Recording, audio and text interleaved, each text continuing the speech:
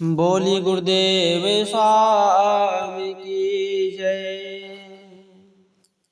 तो प्यारे हंस जनों, आज का उपदेश है सतगुरु कबीर साहब की महान ग्रंथ बीजक रामायणी 25 और 26 से।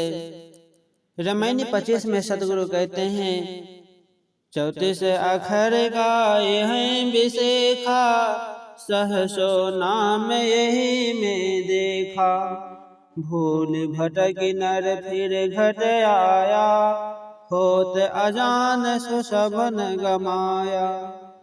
34 आखर का अर्थ है 34 अक्षर, क से छ तक के वर्ण बानी जाल, विशेखा मतलब विशेषता। 34 अक्षरों की यही विशेषता है कि हजारों नाम इसी में देखे जाते हैं। आत्म स्वरूप को भूला यह जीव अन्य योनियों में भटक कर पुनः नर शरीर में आया, परंतु पुनः सत्य आत्मा से अनजान रहकर परम शांति परम मंजिल आत्म स्थिति को गवा दिया। 34 अक्षरों की बहुत विशेषता है। इन्हीं शब्दों के द्वारा समस्त व्यवहार संचालित एवं परिलक्षित होते हैं। समस्त नाम इन्हीं में समाये हुए हैं, अतः इनकी आवश्यकता है। परंतु इन शब्दों द्वारा निर्मित जहाँ तक सत्य बोधक वाणियाँ है, वहीं असत्य में उलझाने वाली भी वाणियाँ है। विवेक द्वारा दोनों को भिन्न भिन्न पहचान कर असत्य समर्थक वाणियों की तो उपेक्षा करनी चाहिए और सत्य बोधक वाणियों से सत्य बोध में अग्रसर होना चाहिए। ये मंजिल या सत्य नहीं है, ये आदरणीय तो है पर इष्ट नहीं है, अतः इनसे गुजर जाओ और उन वाणियों के लक्ष्यार्थ सत्य छत मंजिल पर आरूढ़ हो जाओ। सतगुरु कहते हैं, यहाँ यह याद रखनी चाहिए कि सत्य बोधक वाणियाँ भी सत्य नहीं है। परेशानी तब होती है जब सत्य बोधक वाणियों के द्वारा इशारा किए गए सत्य की ओर उन्मुख न होकर लोग उन्हीं वाणियों को सत्य समझकर पकड़ लेते हैं। सतगुरु कबीर साहब कहते हैं, 34 अक्षरों में विशेषता है, पर इससे बाहर निकलो। इसका तात्पर्य है असत्य समर्थक वाणियों की पक्षधरता त्यागो और सत्य बोधक वाणियों को सीधी की तरह मार्ग की तरह जानो।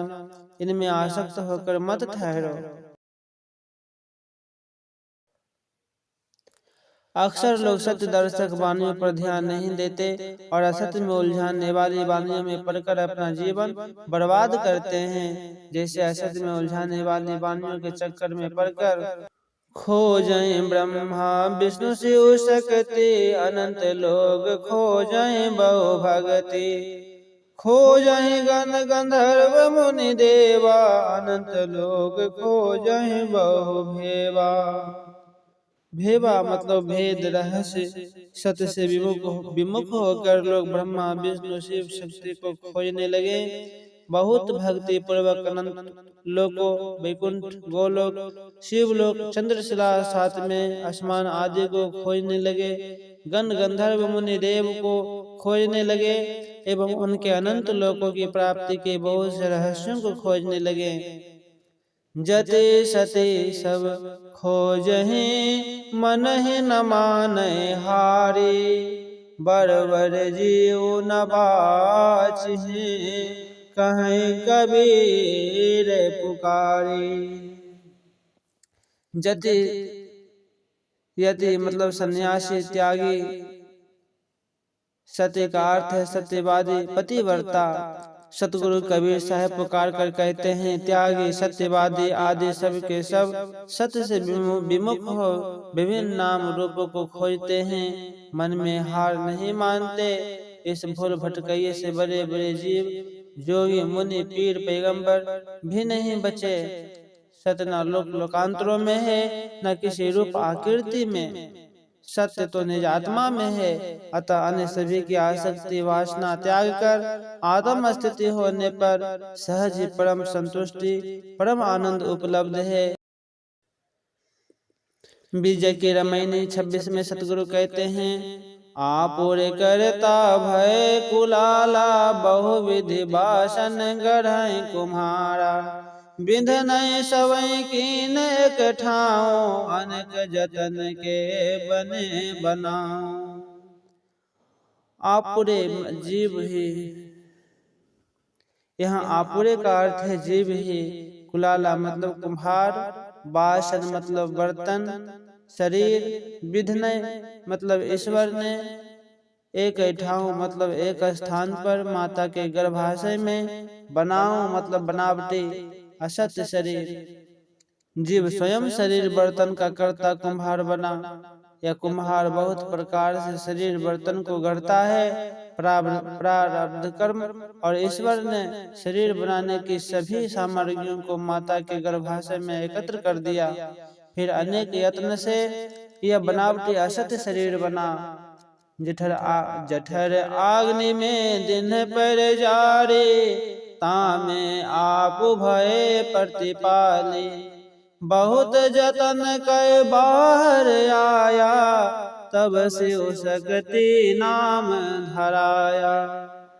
यहाँ जठर अग्नि का अर्थ है पेट की अग्नि, गर्भाशय की गर्मी।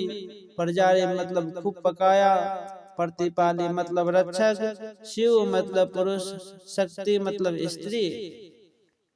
विधि ने माता की जठरा अग्नि में शरीर बर्तन को देकर खूब पकाया। वहाँ प्रभु स्वयं रक्षक बने। बहुत यत्न से शरीर परिपक्व तैयार होकर गर्भ से बाहर आया। तदुपरांत लिंग के अनुसार उसका पुरुष या स्त्री नाम पड़ा। घर का सुत जो होए आयाना, ताके संग ना जाहु से आना। साची बात कहीं मैं अपनी, भया दीवाना और की कूनी। अयाना मतलब अज्ञानी कुमार्गामी, सियाना मतलब चतुर बुद्धिमान, पूनी मतलब पुनः फिर। यदि घर का पुत्र अज्ञानी कुमार्गी हो जाए तो उसके साथ बुद्धिमान अज्ञान कुमार्ग में नहीं जाते।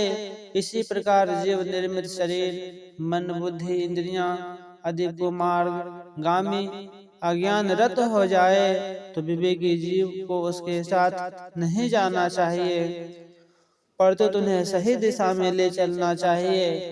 मैंने अपनी सच्ची बात कह दी, परंतु दूसरों की भ्रामक बातों को सुनकर जीव पुनः उन्मत्त हो गए। सतगुरु आगे कहते हैं, गुप्त प्रगट है कई दूधा, काको कहिए ब्राह्मण सुधरा। झूठे गर्भ भूले मत कोई, हिंदू तुर्क झूठ कुल दोई।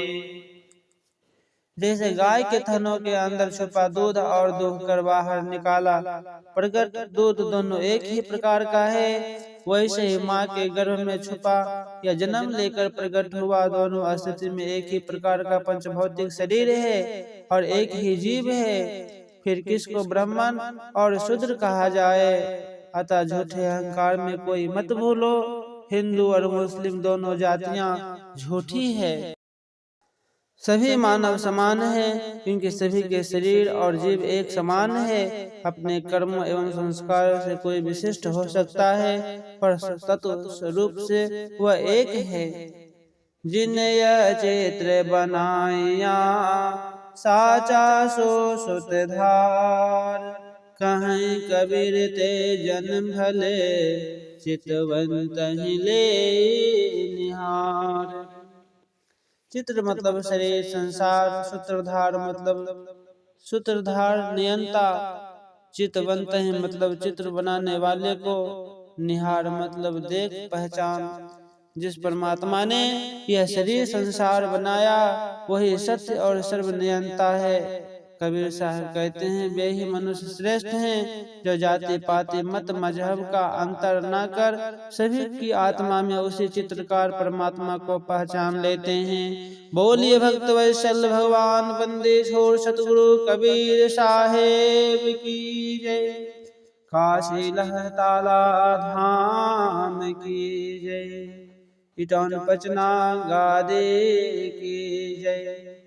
महंत श्री श्री 108 महंत श्रोमणी बच्चा साहेब की जय। सत्यनाम साहेब बंदगी साहेब।